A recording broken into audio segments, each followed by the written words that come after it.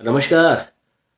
तो आज 11 जून है और 11 जून यानी कि आज से ही देवगुरु बृहस्पति जो है अस्त होने जा रहे हैं और आज से ही जो मांगलिक कार्य है उन पर भी एक तरह से देखा जाए तो ब्रेक लगने वाला है। अगले महीने 6 जुलाई को देवशनि एकादशी आने वाली है और देवशनि एकादशी से माना जाता है कि भगवान विष्णु जो है 4 महीने के लिए योग निद्रा में चले जाते हैं, यानी कि सोने चले जाते हैं।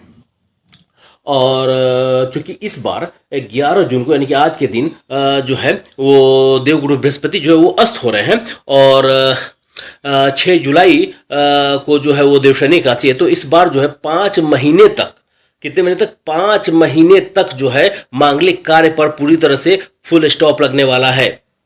जी हाँ, जितने भी शुभ कार्य हैं, जितने भी मांगलिक कार्य हैं, 5 महीने तक पूरी तरह से बंद हो जाएंगे आज से, यानी 11 जून से ही। और 18 नवंबर यानी कि 18 नवंबर को देव उठनी एकादशी से प्रारंभ हो जाएंगे।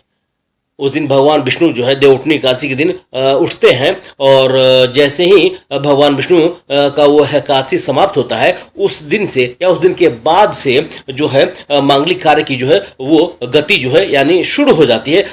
पूरे धड़ल्ले से किसी ने अगर अपना मकान बनाया है तो वो अपने मकान का गृह प्रवेश करवाता है, किसी की शादी रुकी होती है तो अपना शादी करवाता है। कुछ लोग तो ऐसा मानते हैं कि शादी विवाह की बात भी जो है इस चातुर्मास के दौरान नहीं करनी चाहिए। कोई वाहन खरीदना चाहता है तो वाहन भी नहीं खरीदता। हालांकि आपको मैं बता दूं कि इस चातुर्मास के दौरान भारतीय संस्कृति के जो भी महत्वपूर्ण पर्व हैं वो तमाम महत्वपूर्ण पर्व और त्योहार मनाए जाते हैं। जैसे कि देखिए, वर्षा काल जो है वो इसी चातुर्मास के दौरान आती है। वर्षा काल जो है वो कितना सुहावना होता है, कितना अच्छा लगता है। इसके अलावा सावन का महीना, उसमें भी बारिश काफी होती है और वो भगवान शिव को अत्यंत प्रिय होता है और उसमें आप भगवान शंकर का रुद्राभिषेक करवा सकते हैं। उनका मतलब पार्थिव शिवलिंग की पूजा कर सकते हैं, बहुत लोग करवाते हैं। और शंकर से जुड़े तमाम तरह के व्रत, नियम, पूजा पाठ, जप तप, दान वान सब करते हैं लोग।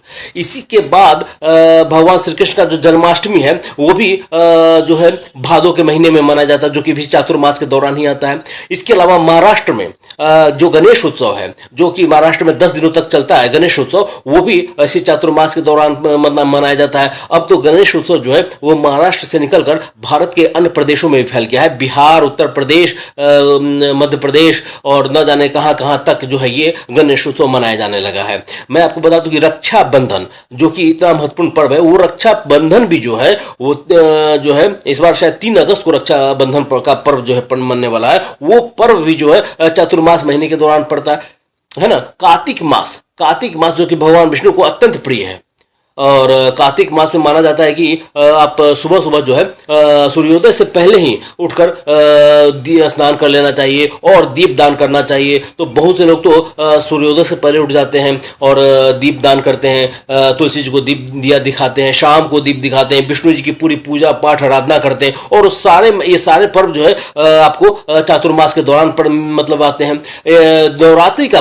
नवरात्रि का जो पर्व है वो भी इसी चातुर्मास के दौरान पड़ता है। तो तमाम तरह के भारतीय संस्कृति के जो भी महत्वपूर्ण पर्व और त्योहार हैं, तिथियां हैं, वो सब इस चातुर्मास के दौरान पड़ती हैं। और माना जाता है कि इस चातुर्मास के दौरान कुछ ऐसे नियम है कि आप शाकाहारी जो है वो मतलब कि भोजन करें। चूंकि बहुत से लोग तो सावन के महीने में प्याज लहसुन नहीं खाते हैं। तो चूंकि वर्षा का मतलब मौसम रहता है और बैक्टीरिया से जुड़ी कुछ ऐसी बातें होती हैं जिनकी वजह से कहा जाता है कि आप शाकाहारी भोजन करें तो ये आपके लिए बेहतर रहता है।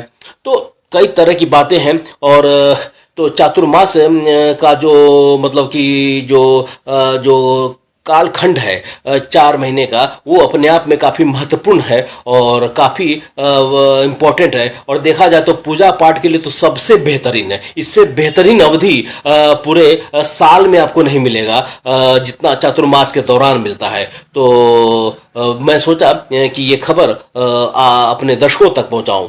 नमस्कार।